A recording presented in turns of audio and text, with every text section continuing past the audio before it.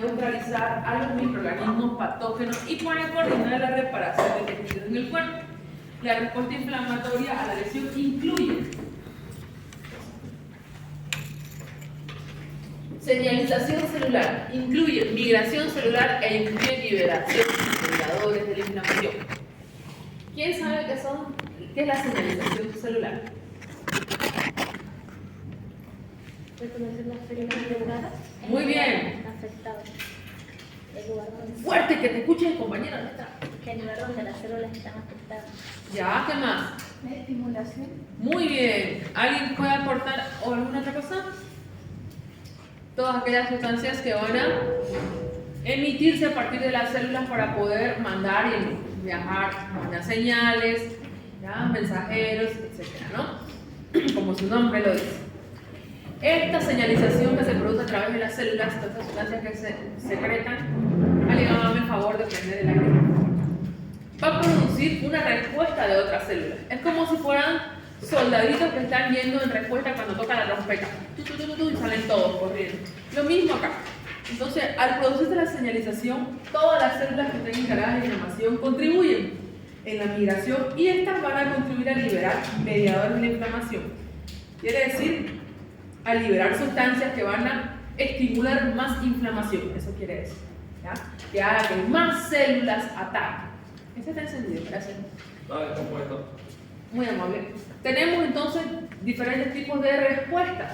Cuando nosotros tenemos una lesión mínima en el cuerpo, usted se arañó, se pinchó nomás con la puntita de una aguja, ¿ya? O se dio un golpecito en la pierna, usted tiene una lesión mínima en esa zona. Entonces va a tener una respuesta inflamatoria en esa zona, pero local, donde se produjo ese pequeño daño. Se llama respuesta inflamatoria local transitoria. En la mayoría de los casos es beneficiosa porque gracias a la inflamación migran células que van destinadas a defender el cuerpo. Entonces, después de defender el cuerpo, esas células también se encargan de restituir los tejidos, ¿ya? Cicatrizar, remodelar, etc. Pero ¿qué pasa cuando una agresión es muy fuerte, es una agresión importante?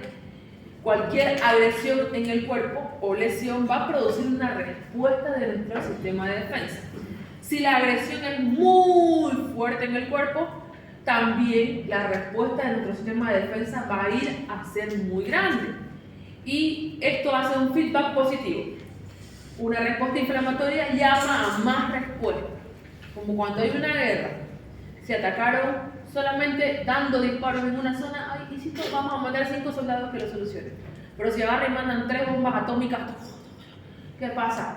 La respuesta del ejército también va a ser mayor y viene más gente a defender porque el daño fue muy grande y van a seguir mandando más soldados para atacar y esto amplifica el combate. Cuando la respuesta inflamatoria es a nivel de todo el cuerpo se llama respuesta inflamatoria sistémica. Y cuando estas respuestas son tan exageradas por nuestro cuerpo, no solamente van a atacar la zona que está produciendo daño, sino también pueden llegar a atacar zonas que no están siendo atacadas. ¿Entienden?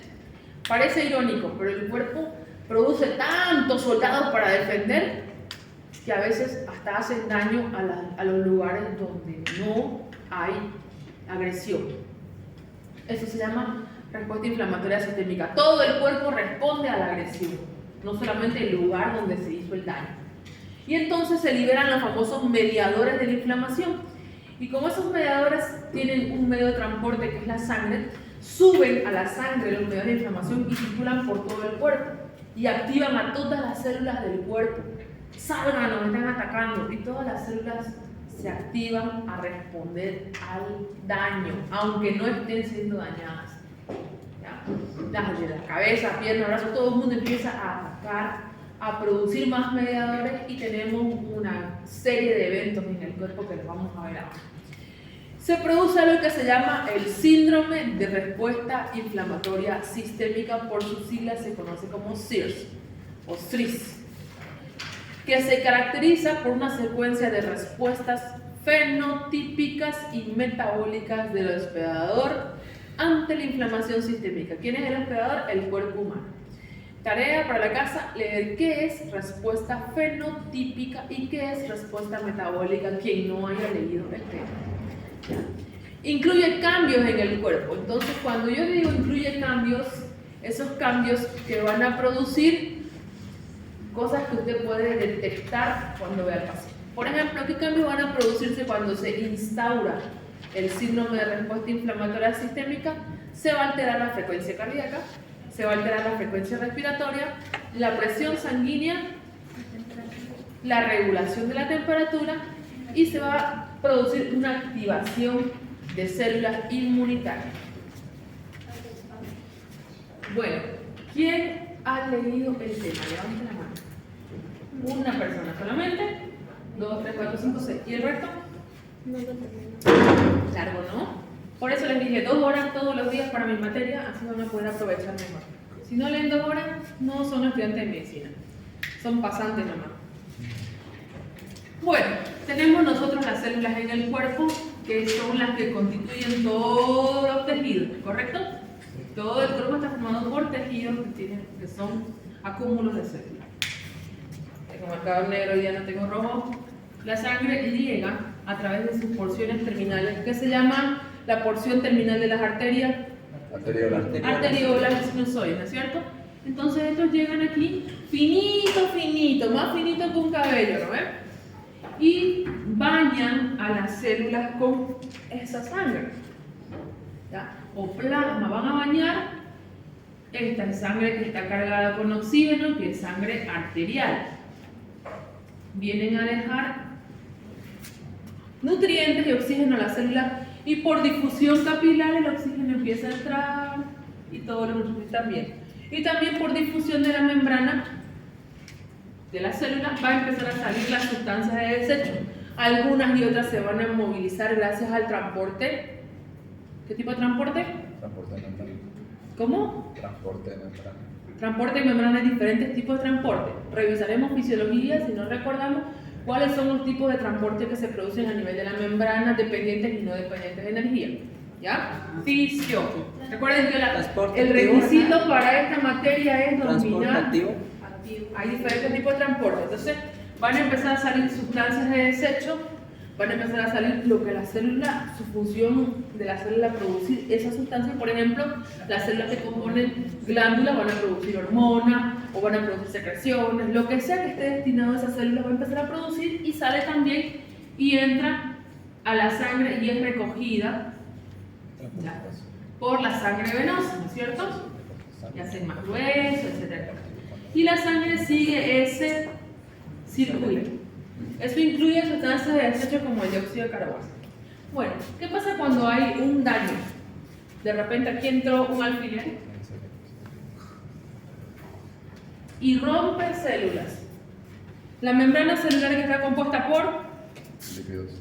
una bicapa lipídica va a romperse y va a liberar sustancias que me van a generar una respuesta por las demás células. ¿Qué va a pasar? Se van a liberar mediadores de la inflamación gracias al daño que puede producirse en la célula. Al liberarse mediadores de la inflamación,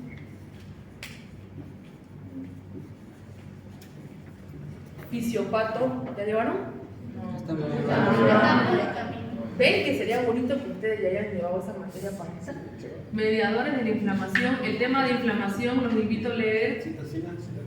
Eso, todas las citocinas, citoquinas, prostaglandinas, derivados del ácido araquidónico, metabolitos del ácido araquidónico, que se van a liberar, van a producir cambios en la misma célula.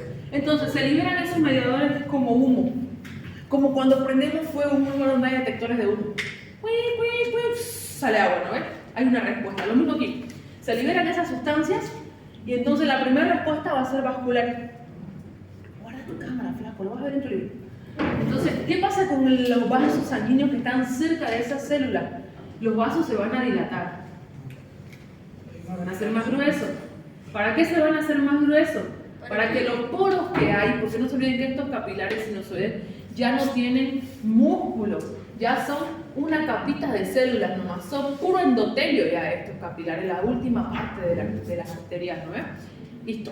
Entonces, al dilatarse, ¿qué va a pasar?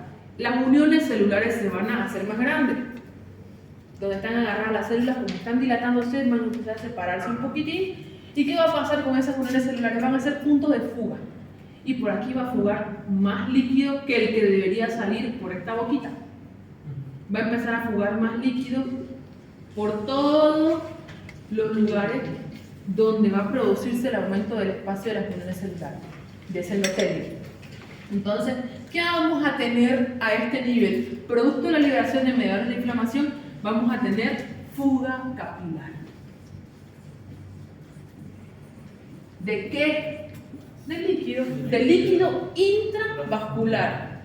Entonces vamos a tener salida de líquido intravascular, ¿ya?, hacia el espacio intersticial. Va a salir más. Si debería salir 5 ml por hora, va a salir 20, por ejemplo. ¿Y ese líquido intravascular de dónde viene? De los vasos sanguíneos. ¿Y qué pasa con los vasos sanguíneos? ¿Qué circula por los vasos sanguíneos? Sangre. Y si fuga por todos lados, ¿qué es lo que va a pasar con la sangre dentro de las arterias? Disminuye el volumen de sangre que va a estar circulando dentro de esas cañerías, porque va a empezar a fistulizar por todos lados, va a fugar por todas partes. Entonces el líquido en el cuerpo, sangre, va a moverse del espacio intravascular hacia el espacio intersticial, ¿ya?, hacia donde están las células que están siendo atacadas. ¿Por qué? El plasma, la sangre, está cargado con unas células de defensa que se llaman... ¿Cuál? Fuerte.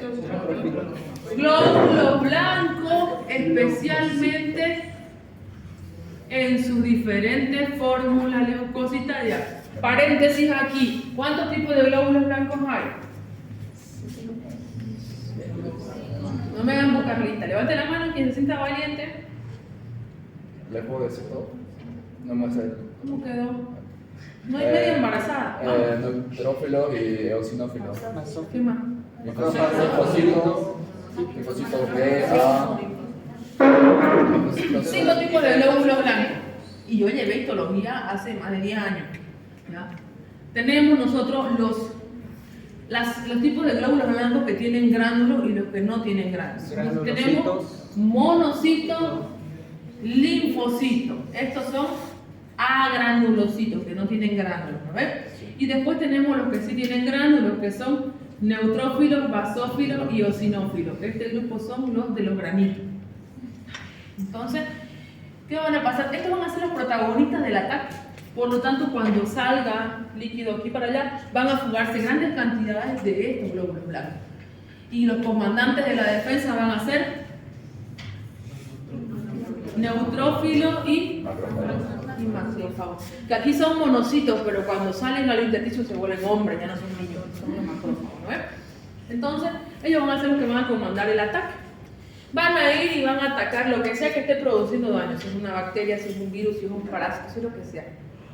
No definen, no salen, van a atacar un alfiler, no. El cuerpo manda, no importa lo que haya producido el daño y la ruptura de la membrana. Están mandando que defiendan. Entonces ellos salen y van a empezar ellos mismos a mandar WhatsApp, vengan, llamar, vengan a sus amigos. Entonces liberan más mediadores de inflamación. Estas células van a entonces ser proinflamatorias, van a estimular que haya más inflamación, van a mandar señales especiales desde aquí. Estas células que están saliendo a comer, a atacar así con su carne malo, están saliendo a atacar, entonces ellos mismos van a mandar más para que se estimule el proceso inflamatorio, aumente mayor permeabilidad capilar, aumente la salida de más células de defensa y empiezan a suceder cambios. Imagínense, pasa en una parte del cuerpo. Por eso que usted se golpea y se pone rojo. Rompe células, mediante la inflamación, aumenta la permeabilidad capilar, sale más líquido, la sangre de colores roja. Entonces, donde hay más fuga capilar, donde hay más sangre ahí que se va a poner rojo, se golpea y se pone rojo por eso, porque hay mayor fuga capilar en ese nivel. Y que sale líquido intravascular. Entonces, plasma. Por eso es que aumenta y se pone rojo el lugar donde hay inflamación. Esa es la explicación de por qué la inflamación va de color rojo. Si no está de color rojo, difícilmente está inflamación.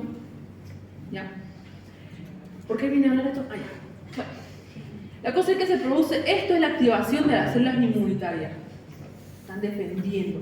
Ahora, si esto pasa en una parte del cuerpo, en fuga capilar, aumenta la pérdida de volumen del intravascular. Pero si pasa en varias partes del cuerpo o en todo el cuerpo, fuga capilar, vamos a tener mucha pérdida de este líquido intravascular. ¿Y cómo se va a traducir eso?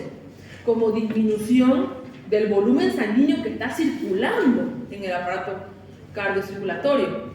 ¿Y usted qué va a tener? Disminución de la volemia. ¿Qué era la volemia? El volumen de sangre circulante, que se puede medir a través del gasto cardíaco. ¿El gasto cardíaco qué era? ¿Cuántos No, hábleme como estudiante de medicina. Es la fuerza de eyección del. No, eso no es Es la cantidad de Esa es otra glucose que hace el otro corazón pínculo, en ¿no? un minuto. El gasto cardíaco se traduce como la frecuencia cardíaca por el volumen corriente. Todo es fisio. ¿Ya? Si no estudiaron fisio, tú ahora, es la oportunidad, es la última oportunidad.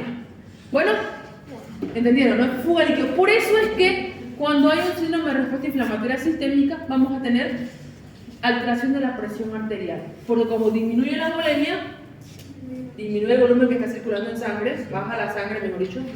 ¿Qué va a pasar con la presión arterial? Sube. Cae.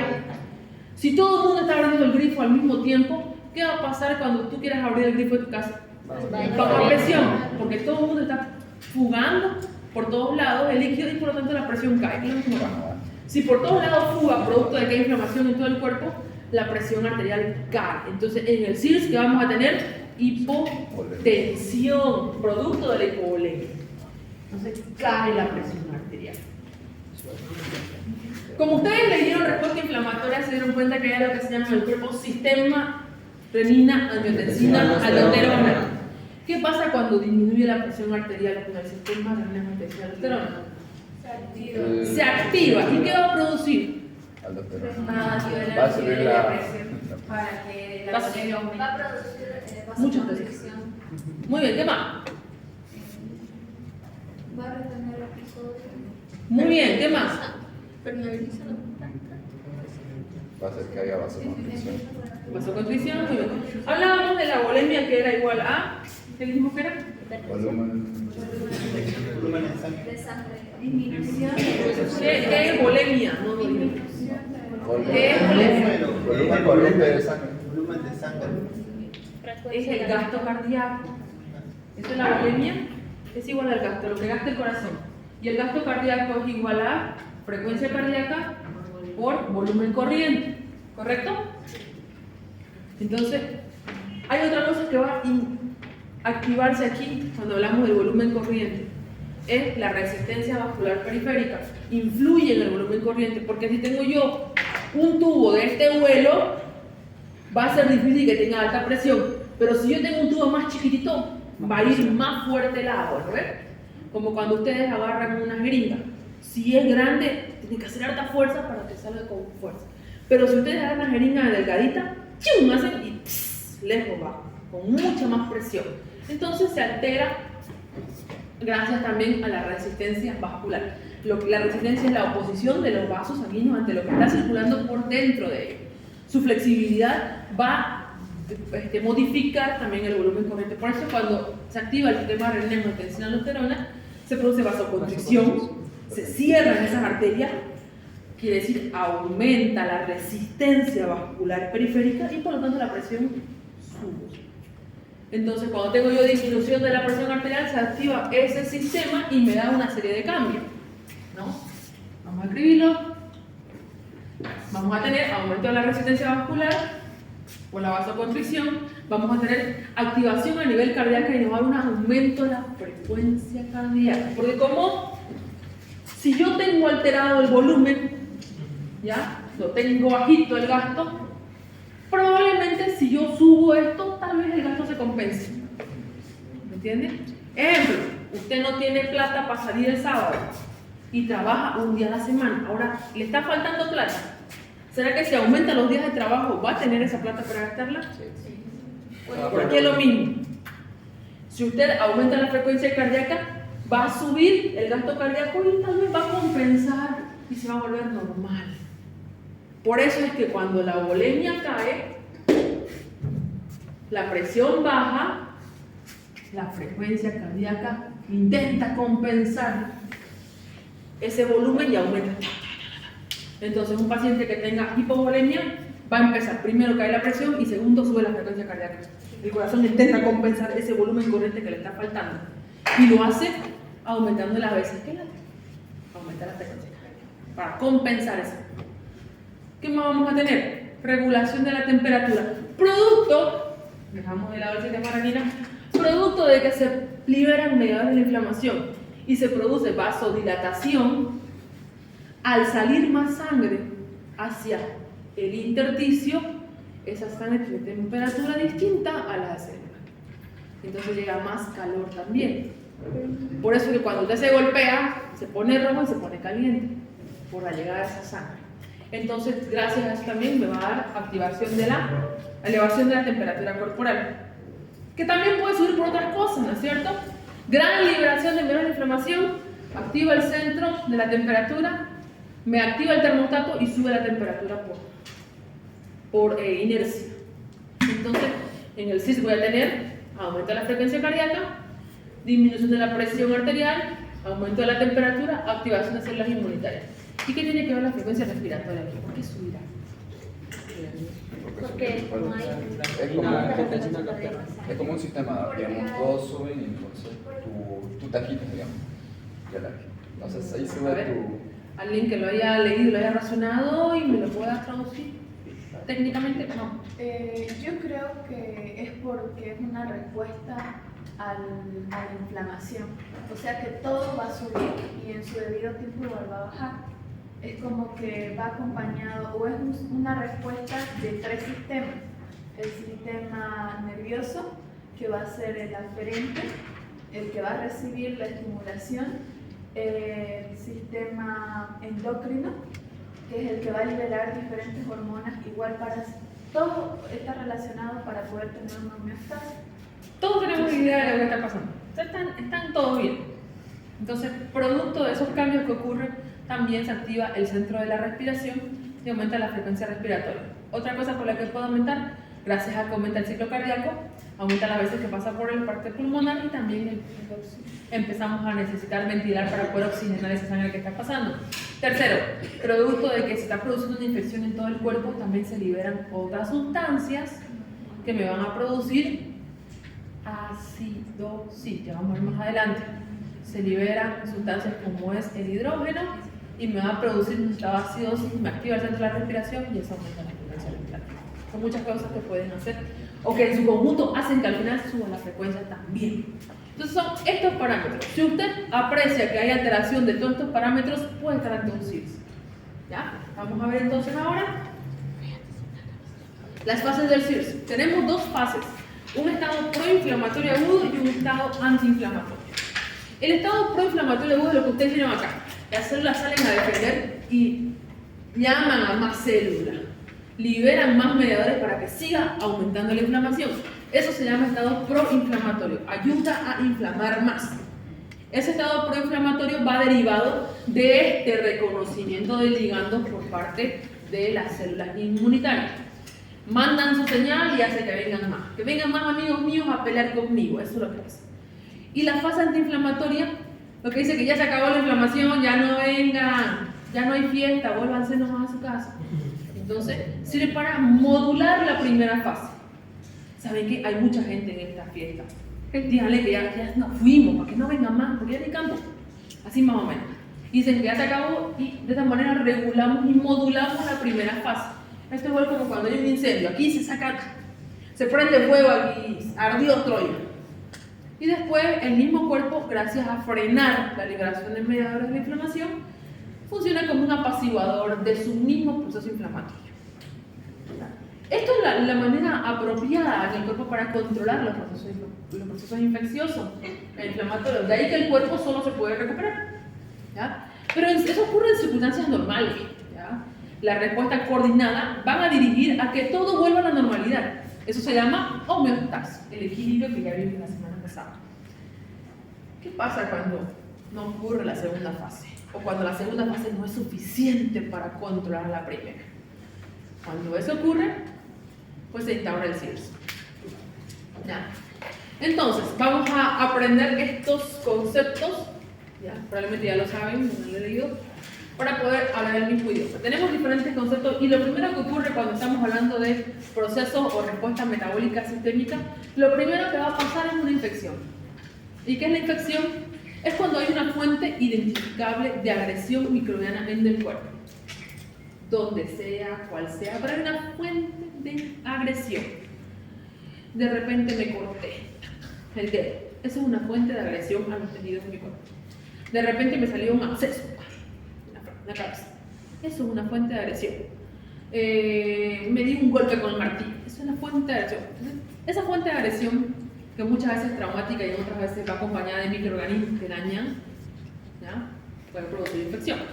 ¿Qué pasa cuando la infección se descontrola, como acabamos de ver, y no se puede modular la primera fase inflamatoria?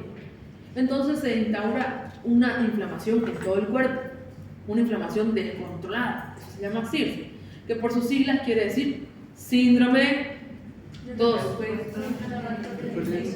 Ahora, como si estuviéramos en el colegio. Síndrome de respuesta inflamatoria sistémica. Muy bien. Y para que nosotros hagamos diagnóstico de SIRS, debemos tener 2 o más de los siguientes criterios. Dijimos que iba a haber alteración de la temperatura. Al principio, ¿no es? ¿Cómo va a estar la temperatura en el SIRS? ¿Arriba de 38 o por debajo de 36 grados? Hipertermia o hipotermia. Cualquiera de los dos ya es criterio de SIRS. Si el paciente está con fiebre o el paciente está hipotérmico, es un criterio positivo de SIRS. Que se altere la frecuencia cardíaca. Va a subir, porque ya explicamos por qué va a subir. Frecuencia cardíaca, ¿cuál? ¿Hasta dónde es el valor normal de la frecuencia cardíaca?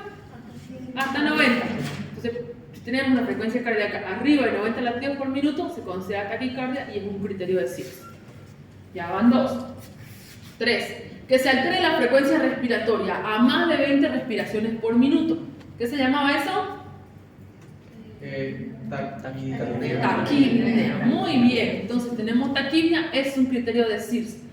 O en el caso de que tengamos un análisis de sangre que se llama estudio de gases, ya se llama gasometría, donde tengamos una presión arterial